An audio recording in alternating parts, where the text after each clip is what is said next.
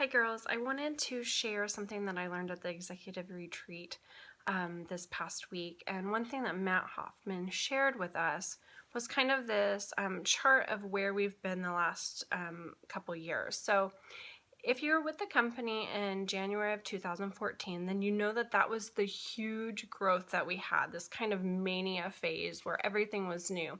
And Jamberry was one of the first ones to do online parties. So we were like soaking that up, doing as many parties as we can. We were new to the field. We were trying things new because it had never been done before. And then when we came around to January 2015, it kind of slowed a little bit. We had to change what we were doing with online parties because it was no longer new. It was no longer fresh.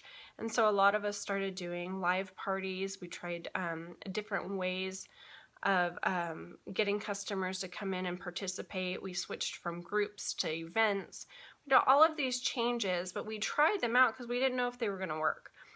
For some of us, they did. For some of us, we tried different things. And not everything we do in this business is going to work for everybody. But we know that when we try all of these different things. So coming into 2016, what we have to start thinking about is trying new things with our business, finding new ways to bring customers in that customer acquisition and trying new things with them.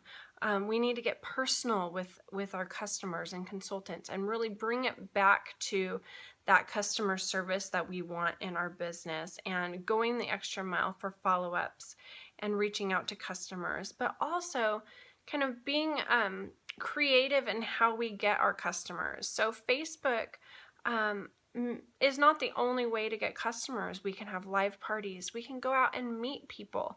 I challenge you to go to a grocery store, go to Starbucks, sit there, work your business actively and show people that you're doing that and attract people to you that way.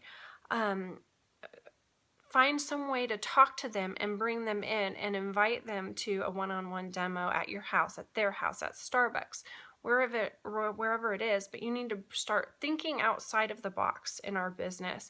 And that's what's going to be huge in 2016, is finding new ways to get customers and not being afraid to fail. Because when we're trying new things, we are going to fail in some aspects of them. But we're never going to get to what works if we don't keep trying new things. So while we were at retreat, Lindsay Vanderpool and I were roommates, and we came across this book in the gift shop, and I thought that it really spoke to me and this whole idea of what do we do with the new ideas that we have? Do we push them to the back burner and ignore them, or do we actually try to bring them to fruition? So I want to read this book to you, and so bear with me while I move my phone around so that I can get it. But I just want you to listen to it and think about how it applies to your business. Okay, so it is called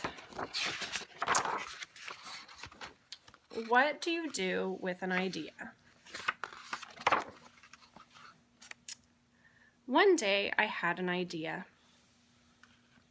Where did it come from? Why is it here? I wondered, what do you do with an idea?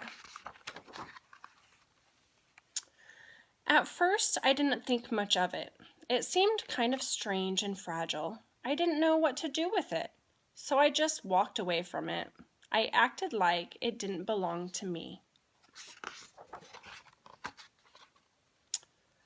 But it followed me.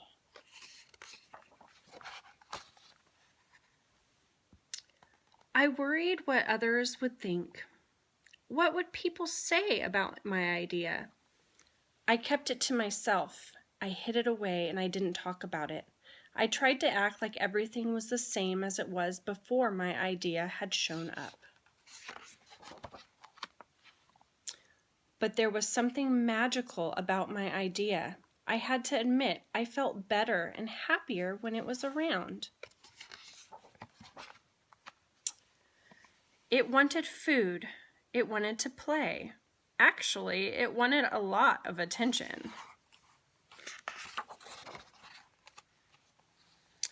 It grew bigger, and we became friends.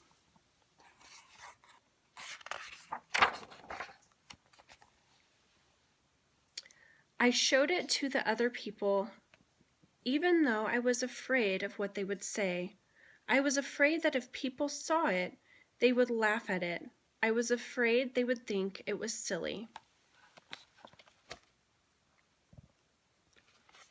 And many of them did. They said it was no good.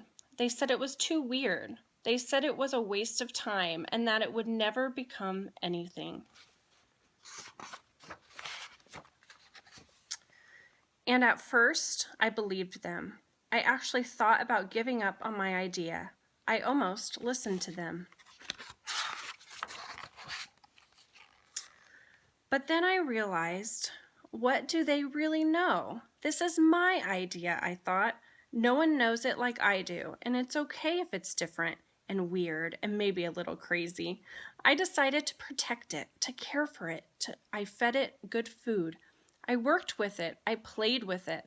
But most of all, I gave it my attention. My idea grew and grew, and so did my love for it. I built it a new house, one with an open roof where it could look up at the stars, a place where it could be safe to dream. I liked being with my idea. It made me feel more alive, like I could do anything. It encouraged me to think big, and then to think bigger. It shared its secrets with me. It showed me how to walk on my hands, because it said it's good to have the ability to see things differently.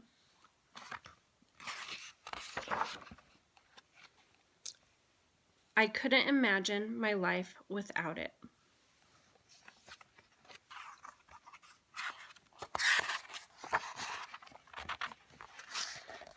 Then one day, something amazing happened. My idea changed right before my very eyes. It spread its wings, took flight, and burst into the sky.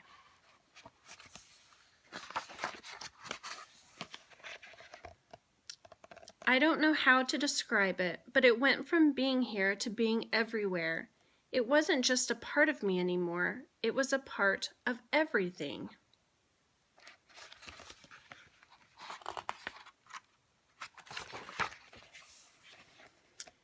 And then I realized what you do with an idea. You change the world.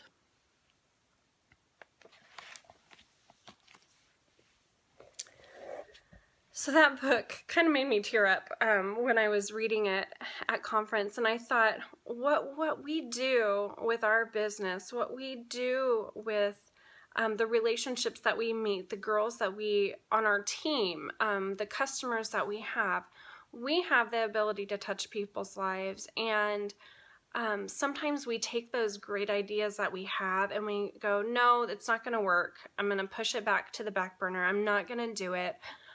Instead of facing that failure, because that's our fear, it's failure. And if we take those ideas that we have and push forward, we never know if they're going to succeed. So I challenge you today is to write down some of those ideas that have kind of been tumbling in your head. Write them down, put them on paper and look at them and let them be there and revisit them throughout the day and see what develops from them, because you never know what's going to happen if you step outside your box and actually try something new for you and for your business. So I hope that touched you today and you got some value from it. Let me know if you have any questions and go out and do something great. Thanks.